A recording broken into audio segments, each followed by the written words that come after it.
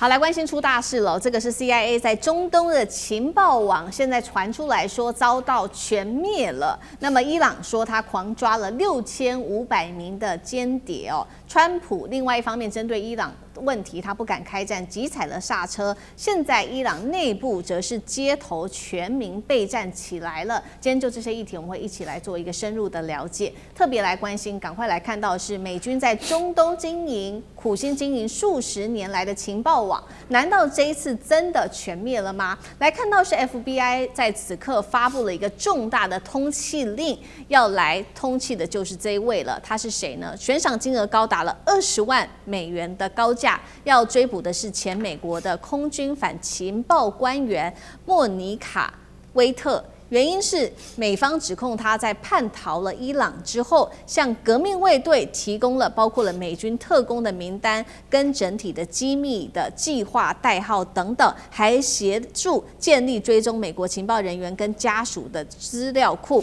而就在 FBI 發布重大通緝令的同時，伊朗也說他有許多的戰果，這當中包括他說已經逮捕到超過6500名的間諜跟通敵者，這是來自於伊朗的最新說法，並且他表示，從美伊戰爭2月底開戰之後，已經在全國大規模的掃蕩了美國的情報組織單位。兩件事情代表美國經營數十年的情報網真的可能被打穿了嗎？要知道，美國過去一直非常的有能力的，就是靠着 CIA 布局在中東地區的情報網。從伊拉克到敘利亞、黎巴嫩，這一次再到伊朗，等於美方透過臥底跟這一些在地的協調者、協力者、電子監控，都可以清楚地掌握敵方。那現在發生了這樣子的一個事情，代表美軍在中東的情報網、臥底情報網，真的被毀滅性的打擊了嗎？幹哥怎麼看？好，莫妮卡·威特這件事情非常嚴重，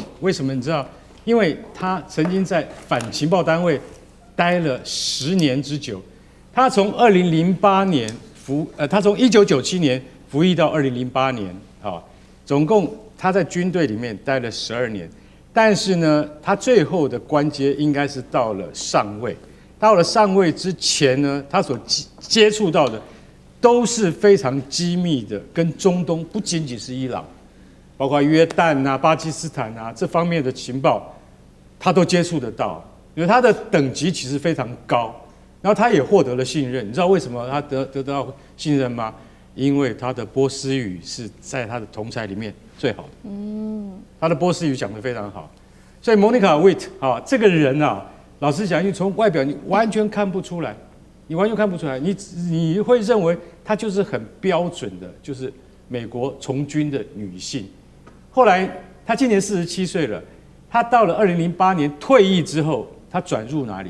他轉入就跟軍方有工程啊，就是這個來往的公司裡面，這很正常啊。美國很多什麼國防部長啊什麼的，都後來都到了什麼就是什麼雷神公司啊、洛克希德馬丁公司去啊。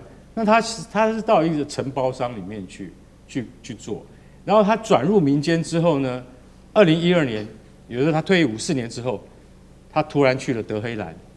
他去德黑蘭是有報備的，為什麼？你是前軍官呢、啊，你要去德黑蘭，你不用報告嗎？現在問題出在哪裡？他去了德黑蘭以後，從此沒有再回來，他沒有再回來。然後呢，到了2016年的時候，美國的反情報單位突然接到一個訊息，有一個化名，他說他的化名沒有講出來，但是他們認為這些化名的形容描述都指向威特，就是你講的這個就是這個女的，就是這個女軍官啊，她參加了毒打美國一個水兵被伊朗俘虜的審訊，就是在水牢裡面毒打那個美國水兵，因為能夠對美國水兵進行很縝密的審訊的，只有美國人自己做得到，所以他們認為就是威特幹的，大家就聽到說哇。他的故事聽起來就像那種很精彩的這個諜報小說的那種雙面諜的那種反情報故事。對，這就現在就發生在美國自家門內啊，你就曉得說他對於美國軍方造成的影響現在有多大。五角大廈現在還在評估他們覺得非常嚴重，因為這個人到底帶走了多少機密？他還聽說有一個網絡對軍方網絡系統的攻擊也是他幹的。所以你現在想想看，多可怕！像他這樣的人，在這個潛伏在情報界面有多少？現在還沒有統計出來。但是你要知道，伊朗自己本身已經抓了6500個通敵者。什麼叫通敵者？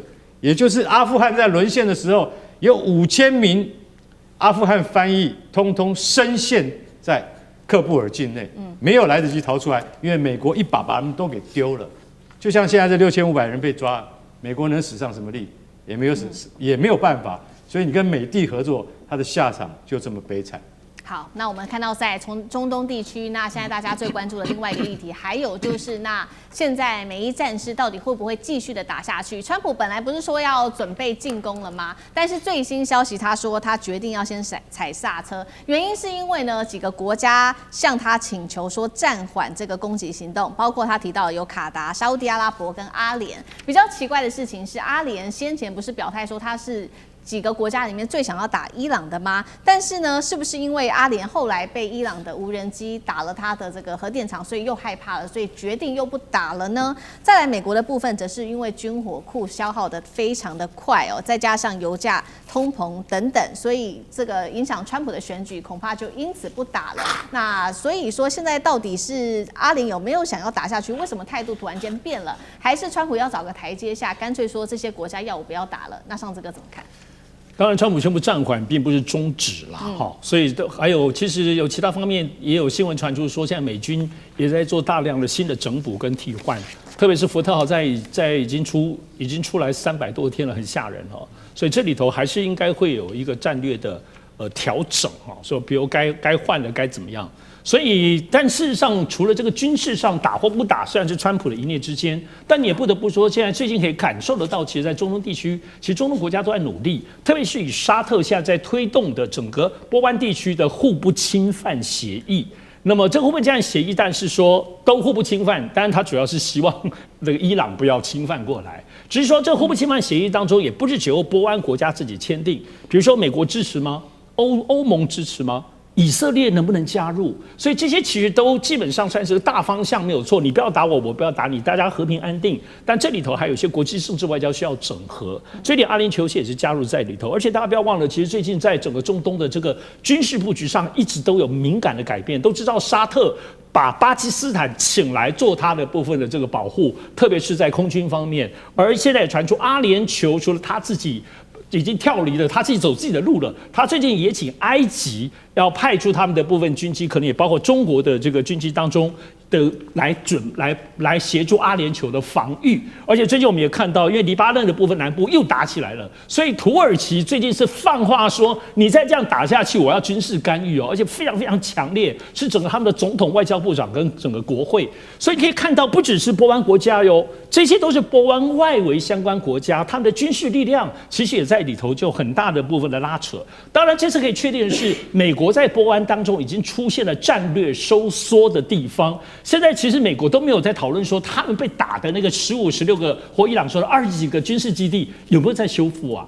其實沒有啊，而且 CNN 現在講說16個軍機炸得非常嚴重，美國要修的話是幾十億，可是呢很多都是這些有波灣有錢國家出錢，那這個東西都沒有談，誰出錢？那這些美軍基地還會有嗎？要不要修？還是就不修了？所以這裡頭有很多敏感的，實質上我認為這也是川普比較頭疼的地方。所以現在暫緩有很多可以討論的空間。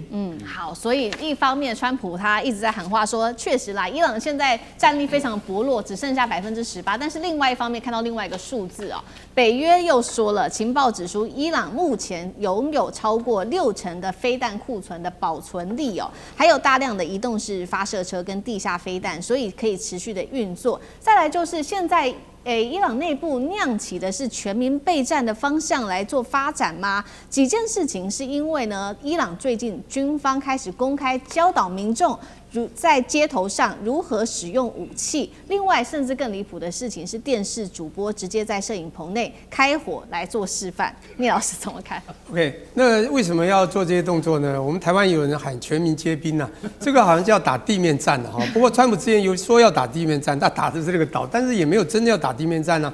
伊朗這麼大，對不對？那地形又這麼崎嶇，不過呢，當然你未雨綢繆是應該的，就是因為他發覺川普很容易入。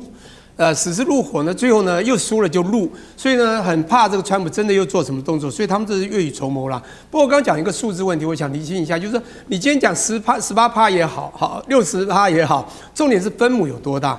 伊朗很大，伊朗做飛彈的能力也不差，所以它分母不算小，所以18%我覺得也不差。也就是只光18%的能力就有可能打掉中東的一些地方，但重點來了。18%誰講的？川普講的，是美國講的嗎？不是啊。